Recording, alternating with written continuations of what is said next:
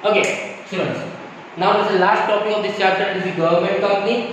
Okay. Now we are talking about the government company. Now remember company when we have talked about the second chapter also regarding what do you mean by company joint venture. So company is the mean that a company which is formed under the Companies Act 1956. Now it is known as Companies Act 2013. The company actually company का मतलब क्या है? वो company जो companies act में जिसका जन्म हुआ है। अब कंपनीज एक्ट पहले कौन सा 1956 था और रिसेंटली कौन सा चल रहा है 2013। तो बोलता है गवर्नमेंट कंपनी का मतलब क्या है? Government company means a company in which government company means a company in which not less than 51% of share holdings और paid up share capital is held by the state government और by the central government और by both. Simple शब्दों में ऐसी कोई भी company जिसमें 51% हिस्सेदारी 51% जो हिस्सेदारी वो किसकी होनी चाहिए? गवर्नमेंट की होनी चाहिए।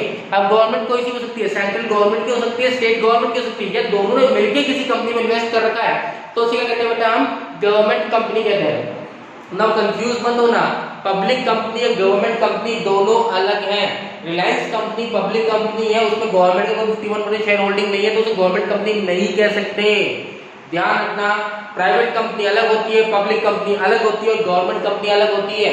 तो government company is not equal to the public company, remember this. Okay, हम पब्लिक सेक्टर की बात कर रहे हैं, पब्लिक कंपनी की बात नहीं कर रहे। पब्लिक सेक्टर कहते हैं, गवर्नमेंट कंपनी की बात कर रहे हैं। Okay, so according to Companies Act 1956, which is known now as Companies Act 2013, a government company is a company which is not less than 51% of the paid up capital is held by the central government, state government or by both. Okay, now suitable का होता है बेटा? again the same thing to run on the business line, यहाँ पे business करना है हमें। okay, secondly to compete with the others the private sector।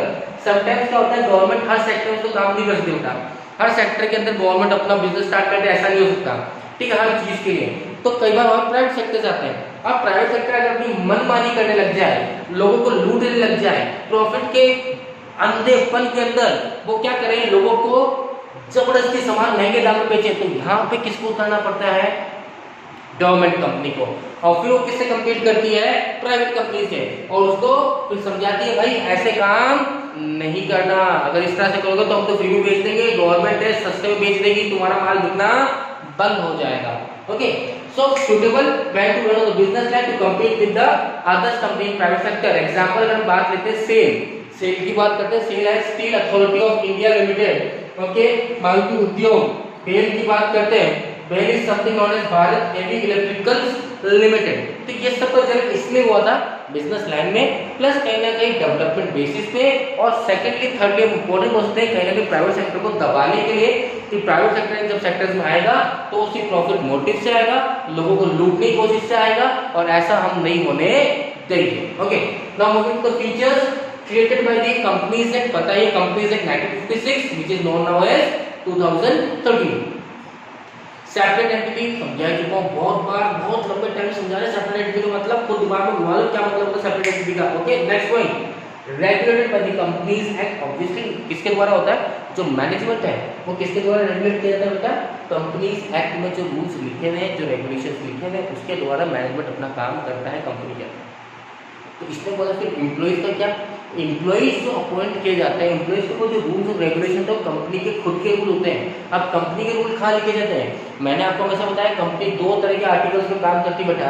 एक होता है आर्टिकल ऑफ एसोसिएशन और एक होता है मेमोरेंडम ऑफ एसोसिएशन। तो नेक्स्ट फीचर यही कह रहा है आपका, employees are appointed according to their own rules, that is article of association AOA and MOA, that is memorandum of association. And the last one, exempted from the accounting and audit rules। Audit करवाने की आपको अपनी books में accounts जो public government company है इसको अपने accounts book को ऑडिट करवाने की रिक्वायरमेंट नहीं होती। तो अब क्या बचा हमारे पास? अगेन मैरिट्स और लिमिटेशन, बहुत छोटे छोटे से मैरिट्स और लिमिटेशन है। मैं बुक से पढ़ देता हूँ, आपको समझ में आ जाएगा। बुक ओपन करना, बस मैं पॉइंट्स रीड आउट करता हूँ आपके लिए। पहला मैंने बोलता है बेटा इजीली स्टैब्लिशमेंट है, ज़्यादा माथा पड़ी क्योंकि इंडियन कंपनी एक्ट जब 1956 बना था तो बहुत सिंपल रूल्स के साथ बना था। आज हम सोचते हैं 2013 भी सिंपल हो गया, पर कहीं ना कहीं रूल और प्रोसीजर फिर भी आपको फॉलो करने की रिक्वायरमेंट है।